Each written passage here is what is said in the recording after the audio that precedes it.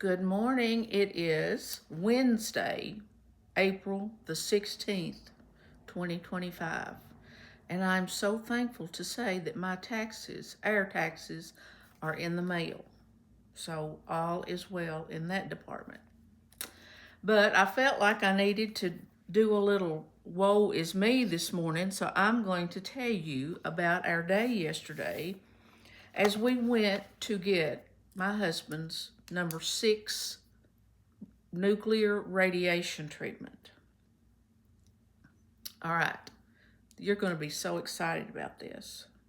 I don't know if you need to get a Kleenex or not, but if you're an easy crier, you might want to cry over this.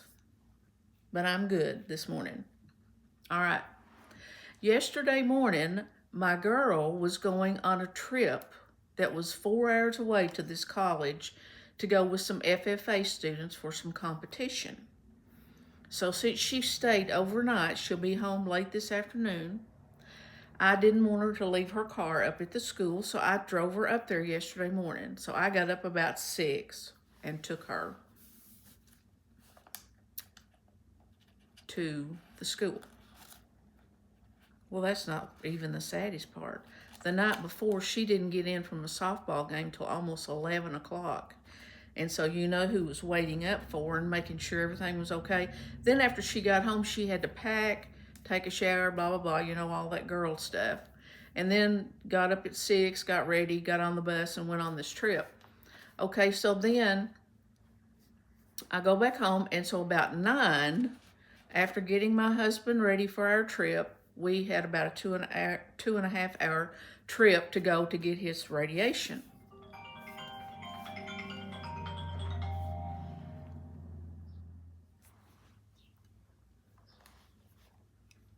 Okay, we're getting ready to go get his radiation treatment. And beautiful day, except the wind is blowing 100 miles an hour, and you can just feel the car just jumping here and there. There was so much traffic yesterday you would not believe. And on a Tuesday, I didn't understand it. But we get up to the city, everything's hunky-dory. We get into the parking garage. So we have to go to the parking garage, and then I have to get the wheelchair out, put him in it, go to an elevator, get on the elevator, go down to where the shuttle is, get on the shuttle, go to the building, go in, blah, blah, blah. It's just not very much fun. Would you believe? See, I got spoiled that last time we went. We found, if you remember, I think I told you all, a wonderful handicapped parking space just right up close to where we get on the elevator. That's 1 out of 6 times that's happened. Okay, this time there is A, B, C, D, E, F. There's 6 levels of this parking structure. Would you believe that we had to go to the very top? A, B, C, D, E, F. We were on F. That means you're out in the open. Your car is in the sun. You're not even in a covered parking garage, which thank the Lord it wasn't raining. We get parked there, and can you imagine these curls? My hair was standing out like I'd stuck my finger in a plug-in. The wind was blowing so hard. I was cold. I let the back up, got the wheelchair out, got him in it, got him blah, blah, blah. Went down to the bottom level where the shuttle is. And there's a shuttle sitting there. So, buddy, I get him pushed out there, and this lady says, "Where are you going?" And I said, "We're going to Pavilion H." She said, "This is not the right shuttle. You'll have to wait." So here, I mean, you can imagine the wind blowing through that parking garage. It was freezing, and he stays cold anyway. So we had to wait, and we waited, and we waited. So then I ended up taking him back inside this little area so we could get out of the wind. So then the shuttle comes. We get on the shuttle. We go over to Pavilion H, and we're like 15, 20 minutes early for his appointment. His appointment was at 12 o'clock our time. Well, we get in there, and, you know, that's a to-do. You have to get back in the elevator, go down, get down, blah, blah, blah, blah, blah, blah, blah. And then we go into this little waiting area, and I check him in. And the waiting room that we're in is so small that I could probably spit from one side to the other. And I was so mad before I left there yesterday, I'm sure I could have spit from one side to the other. So it's full. It's full of people waiting. Of course, everybody's not doing what he's doing. Some people are having some kind of scans or something. You don't know what they're doing. Remember last time we went, I found these people that I talked to the whole time and the time just flew by? Well, I was being punished this time.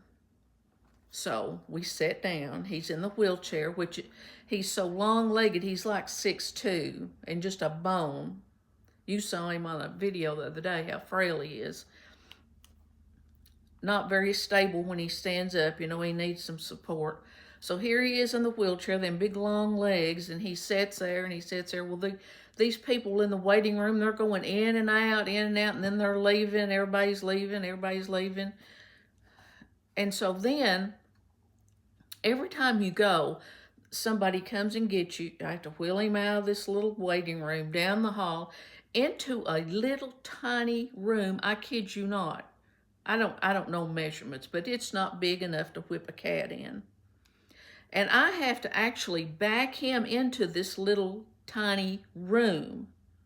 And there's a chair for me to sit in and a chair for the whoever she is sitting there. And they have to go over the rules, like, have you been out of the state? Have you been around anybody with COVID? After you have this treatment, you need to sleep by yourself for 2 days. You need to flush the commode twice. You don't need to be around within 3 feet of people. Here we are in the same vehicle, but going home. But they suggested he ride in the back seat, and I thought, yeah, that's not going to happen. So we're sitting there, this is like 6 times we've heard this, and then we have to sign a paper that she went over the rules with us. So then I take him back to the waiting room, which is still full, people coming in and out. Well, we sit there.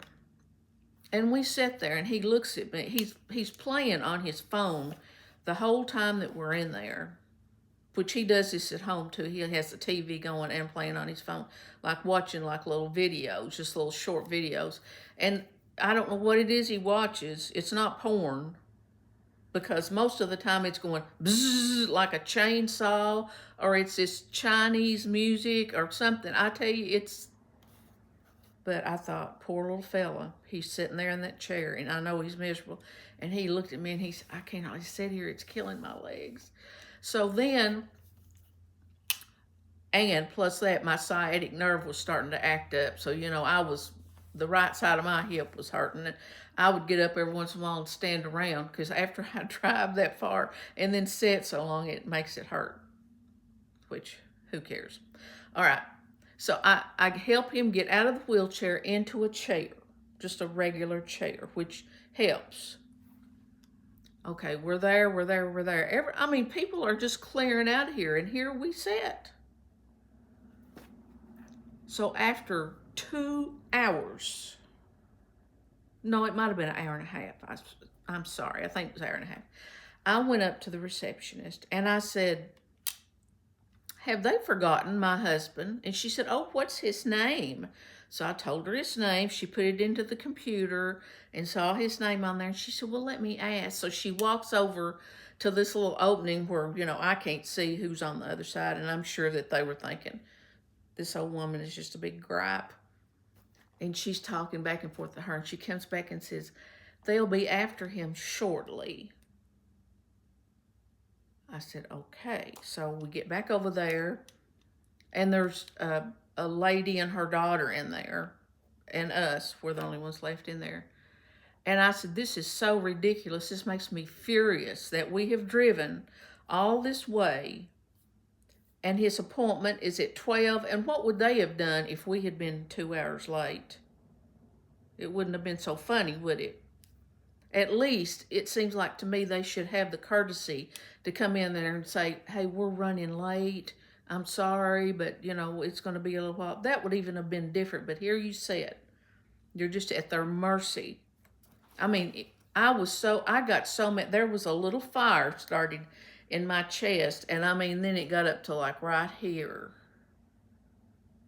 which I wouldn't have dared gone off to anybody. They'd probably put me in jail. But I was just hurting for him because I know, he's looking for any kind of hope. And this is the only hope he has. And I don't know.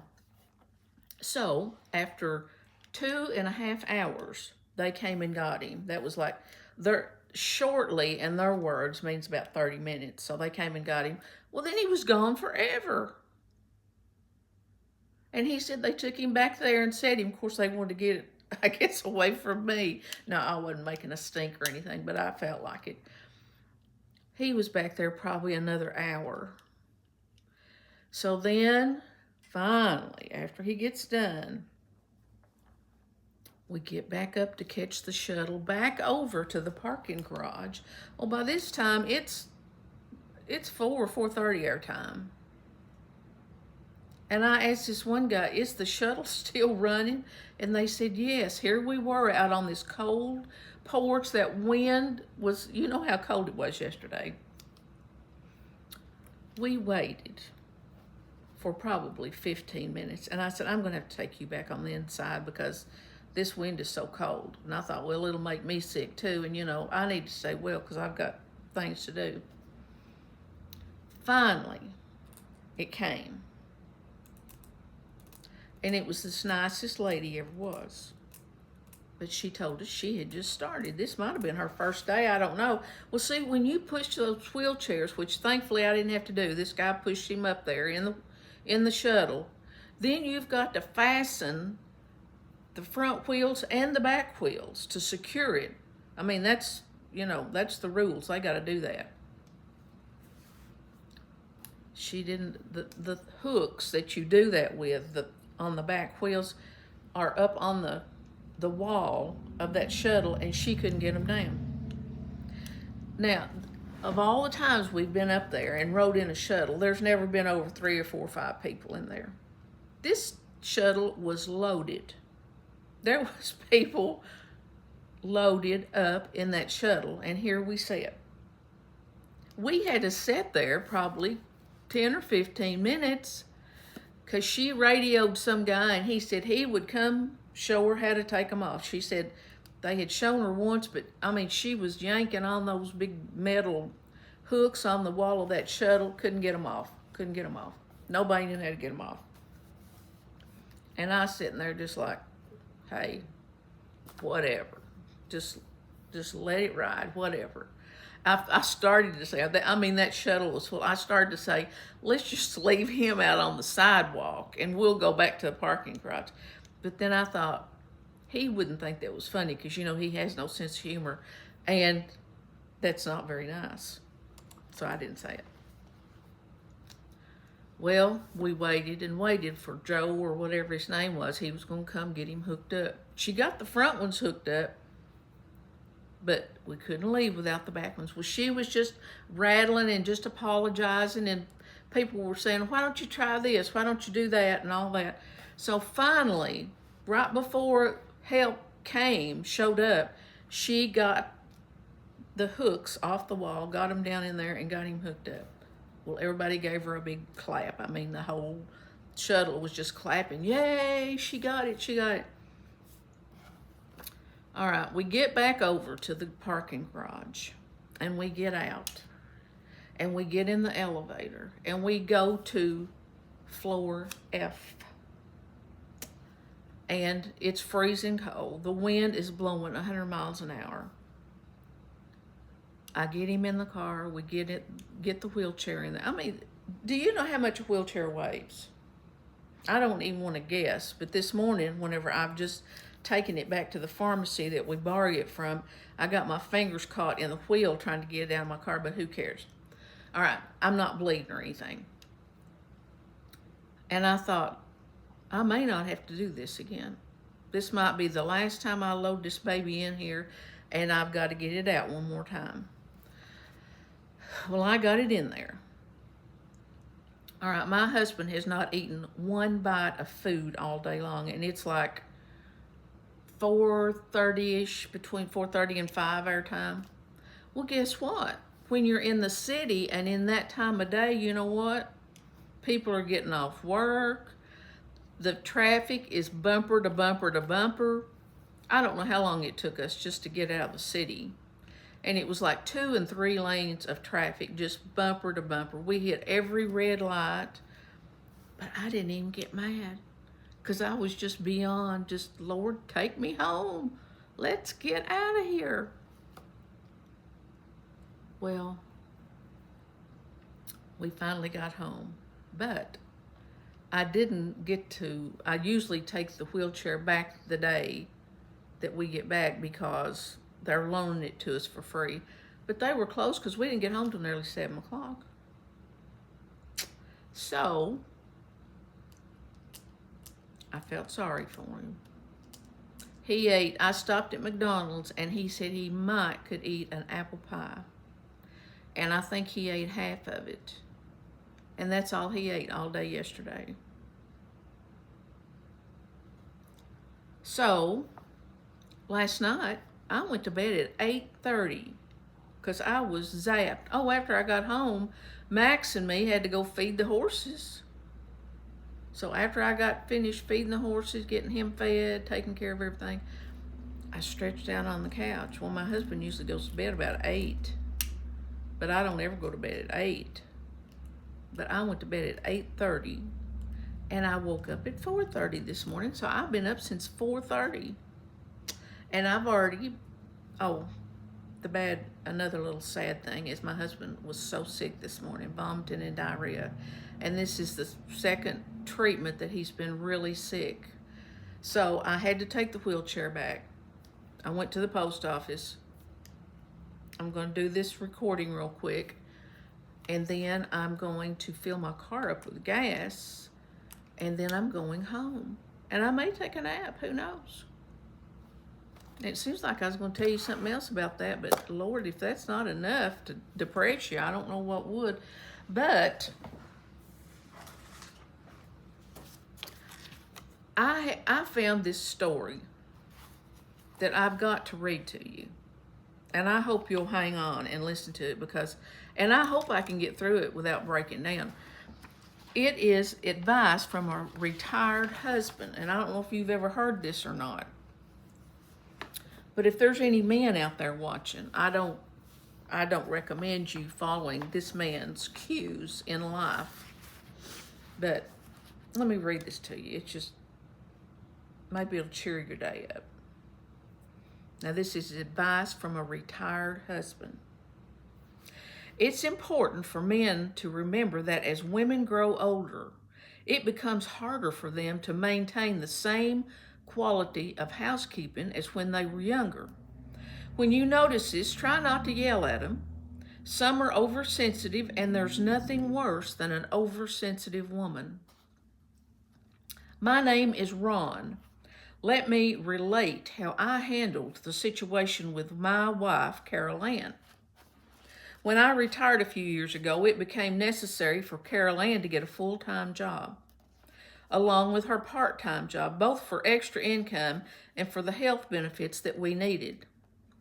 Shortly after she started working, I noticed she was beginning to show her age. I usually get home from the golf club about the same time she gets home from work. Although she knows how hungry I am, she almost always says she has to rest for a half an hour or so before she starts dinner. I don't yell at her.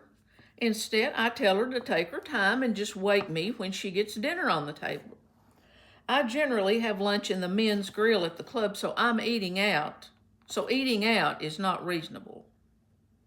I'm ready for some home-cooked grub when I hit that door. She used to do the dishes as soon as we finished eating, but now it's not unusual for them to sit on the table for several hours after dinner.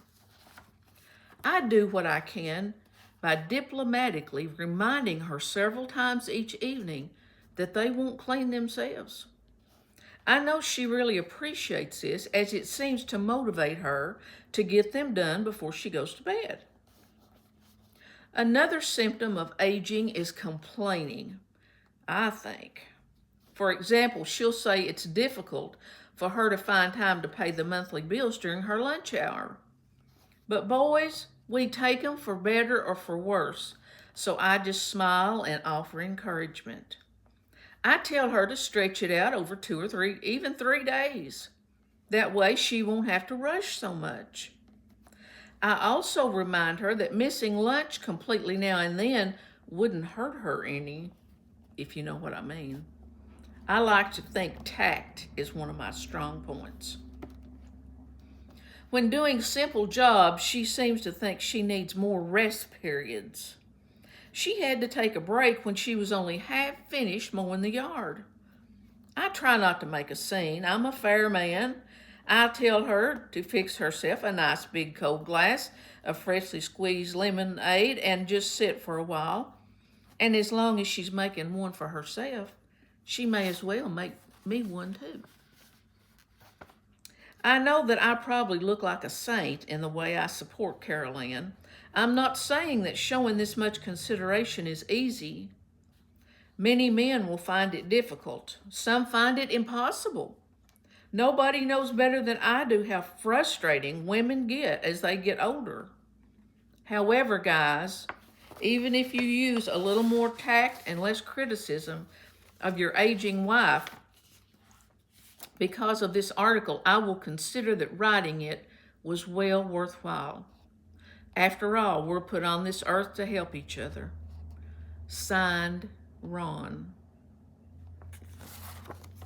This is a little PS from the editor. Ron died suddenly on January 31st of a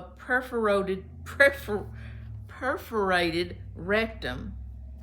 The police report says he was found with a Callaway extra long 50-inch Big Bertha Driver 2 golf club jammed up his rear end with barely 5 inches of grip showing and a sledgehammer laying nearby.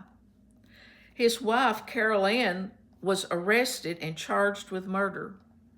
The all-woman jury took only 10 minutes to find her not guilty, accepting her defense that Ron, somehow without looking, accidentally sat down on his golf club.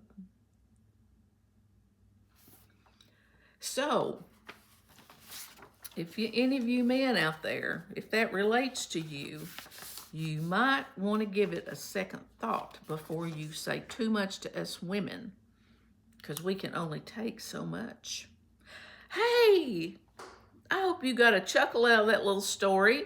And this is going to be a great day. The sun is shining. My old Kentucky home. It's still kind of cold. I've run a little bit over 20 minutes. Please just listen anyway, because you might learn something. And my girl's going to be home this afternoon, and I've got to get home and check on my little man sitting there. So I'll talk to you guys soon, okay? Bye-bye.